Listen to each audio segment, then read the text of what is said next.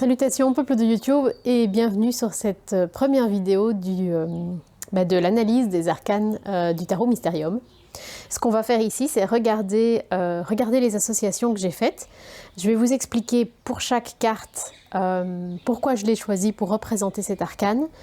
Je vais aussi vous dire laquelle je choisis moi pour mon tarot personnel. Après, rien n'empêche que si vous avez envie de reproduire l'exercice pour vous, rien n'empêche que vous vous inspiriez de ce que j'ai expliqué ou que vous fassiez complètement autre chose. Le principe, c'est justement de trouver quelque chose qui a une signification pour chacun. Donc, si vous voulez vous inspirer de mon travail, il n'y a aucun souci, ce sera avec grand plaisir pour moi de vous avoir aidé à ce niveau-là. Mais si vous voulez faire complètement autre chose, si vous voyez complètement autre chose, bah super. Enfin, voilà. On va commencer. Donc, on commence avec la carte du fou. Alors, pour le fou, donc j'avais sélectionné 3 cartes. Hop, que voici. Alors, la carte que je préfère au final, c'est celle-ci. Donc, avec cette dame qui traverse un pont avec ses valises. On a l'impression qu'elle... on ne sait pas très bien où elle va et d'où elle vient. Est-ce qu'elle quitte son chez elle? Est-ce qu'elle quitte... peut-être qu'elle quitte un mari qui ne lui convenait plus. Peut-être qu'elle tient des... comme peut-être un classeur... Ça me fait penser à un classeur d'artistes, de dessinatrices. Peut-être qu'elle va présenter son œuvre à un éditeur. En tout cas, voilà, elle marche d'une manière décidée. Et je trouve ça extrêmement inspirant, cette notion de... Je sens une prise de risque dans cette carte. Et c'est l'image du fou que j'ai envie de garder.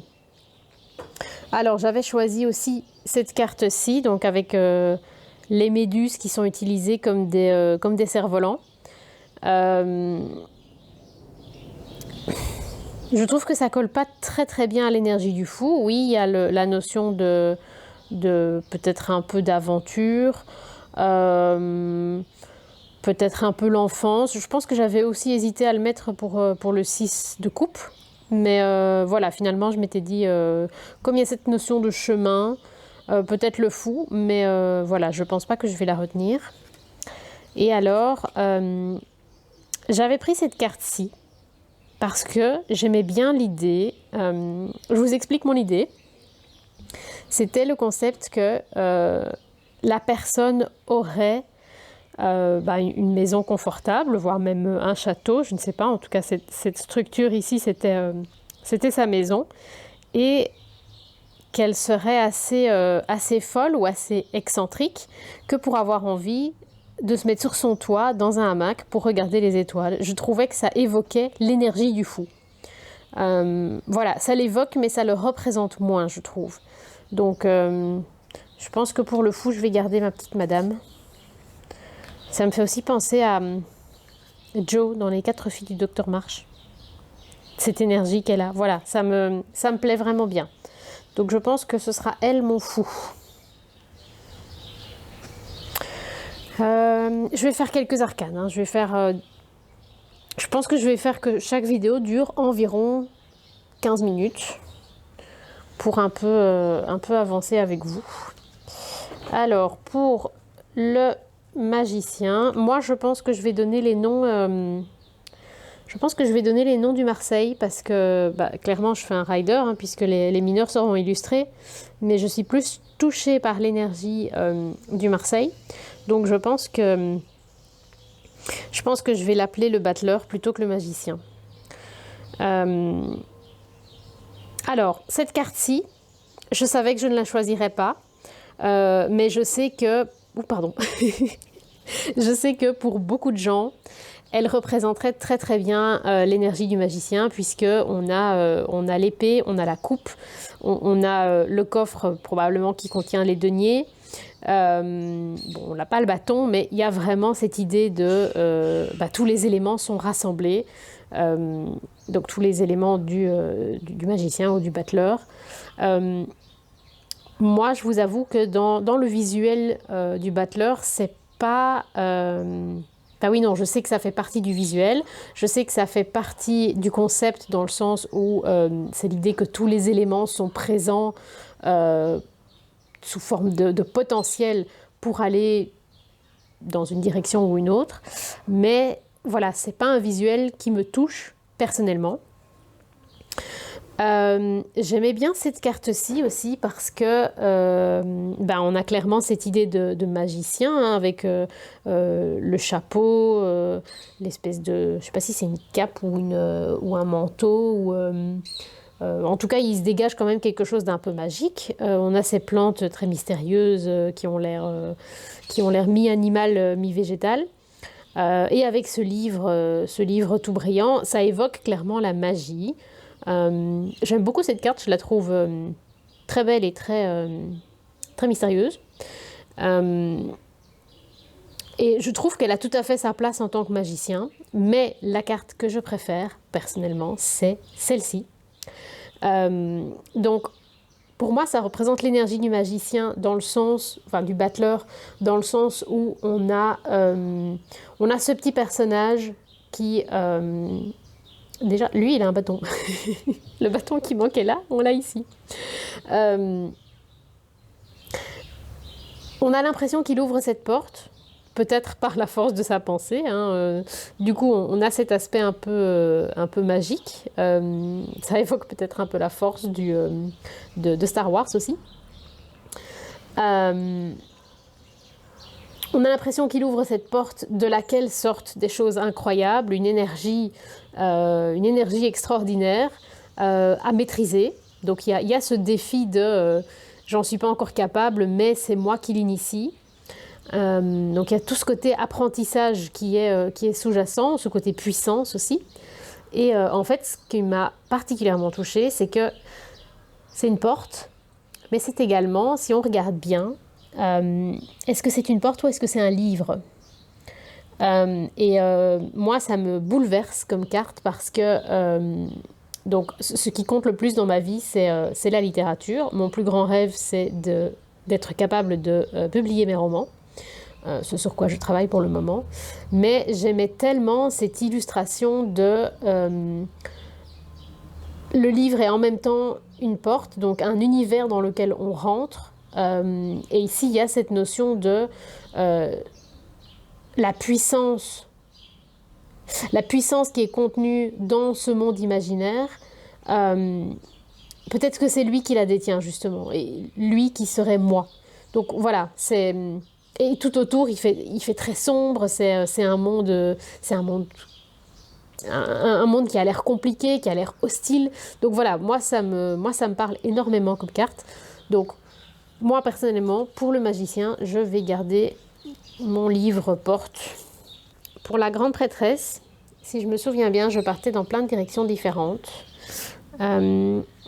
Je vais nous mettre sur le canapé, on sera plus à l'aise. J'avais plusieurs possibilités. Alors, je me suis posé la question dans le tarot, qui rendrait un culte aux morts ? C'est une question importante pour moi parce que la mort est un sujet important et qui me touche. Donc je pense que cette question doit être présente dans l'élaboration d'un tarot pour moi. Enfin, selon moi et un tarot que je ferai moi, il faut que cette question rentre en considération. La réponse que j'ai trouvée, c'est que ce serait la grande prêtresse qui serait en quelque sorte la gardienne, j'ai envie de dire la gardienne de la porte entre les deux mondes. Je ne suis pas trop sûre de ce que représentent ces deux piliers des deux couleurs différentes, mais Peut-être que c'est ça cette notion des deux couleurs. C'est peut-être le bien et le mal. Moi, je le vois plutôt comme la vie et la mort. Donc c'est comme si c'était la gardienne de la transition entre les mondes, entre le visible et l'invisible, entre le vivant et le mort, entre le dit et le non-dit. Voilà, entre les opposés qui existent, qui ne peuvent pas exister indépendamment l'un de l'autre. Donc ces deux cartes-ci m'évoquaient cette notion de mort, ici avec la notion de rendre un culte aux morts, avec cet autel. Les pigeons s'envolent. Cet autel avec un crâne et toutes ces pierres disposées autour comme... Voilà, on ne sait pas très bien ce qui se passe, mais ça m'évoquait quelque chose d'extrêmement puissant. Il y a beaucoup de respect dans cette carte. Alors cette carte-ci, c'est une des cartes qui me bouleverse particulièrement parce que je vous en parlerai dans une autre vidéo, hein, ça n'a pas sa place ici, mais j'ai une histoire à raconter avec un petit hérisson et le rapport entre la vie et la mort. Et je trouvais que cette carte parlait du fait de se souvenir de ces morts, de les honorer, et du fait que l'amour traverse les dimensions, comme on le dit si bien dans Interstellar. L'amour traverse la mort, puisque la mort n'empêche pas de continuer à aimer les gens. Et je sais que ça n'a pas de rapport direct avec la grande prêtresse, mais j'avais besoin de le lier à quelque chose, et c'est à la grande prêtresse que j'ai trouvé que ça se liait le mieux. Ensuite, il y a cette carte-ci que j'ai hésité à un moment à mettre pour le pape. Et puis, je me suis dit que ça avait sa place pour la grande prêtresse dans cette notion que le savoir est quelque chose de précieux, parfois de caché, qu'il faut consulter les livres pour y avoir accès.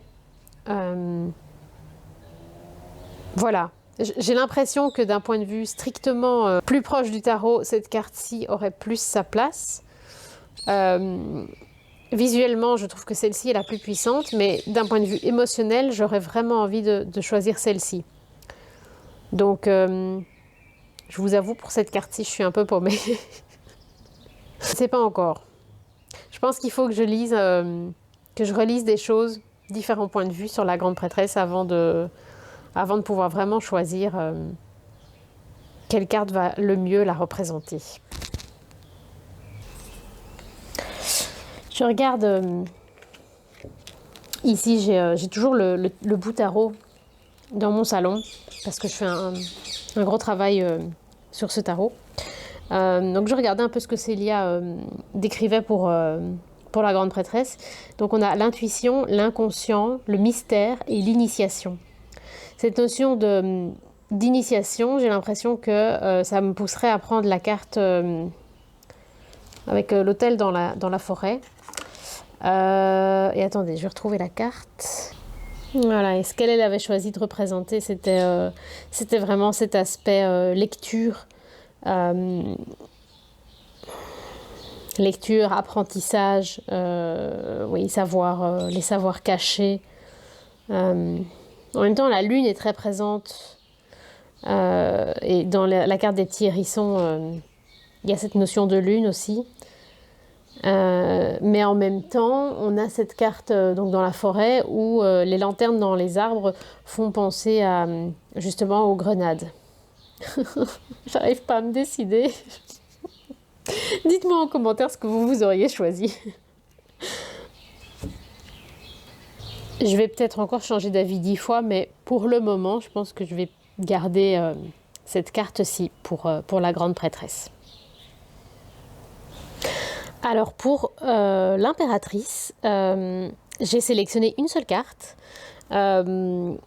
Et je ne suis pas contente à 100% de la carte. C'est-à-dire que moi, personnellement, l'impératrice, j'y vois plus un côté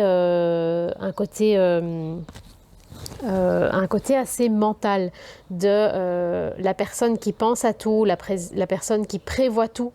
Un peu le cliché de la charge mentale de la femme dans la société.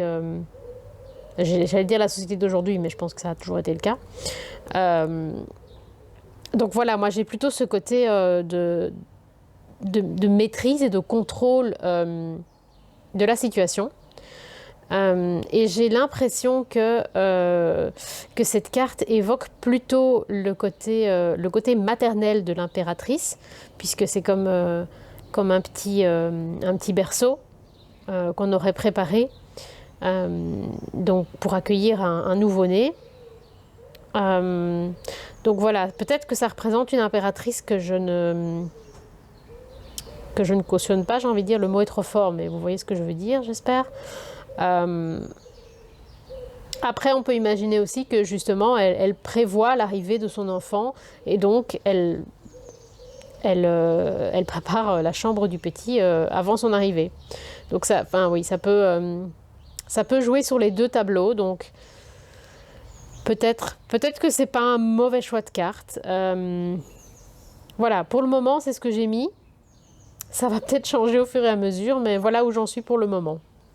Je vais m'arrêter là pour le moment. On aura fait les 4 premières cartes des arcanes majeures.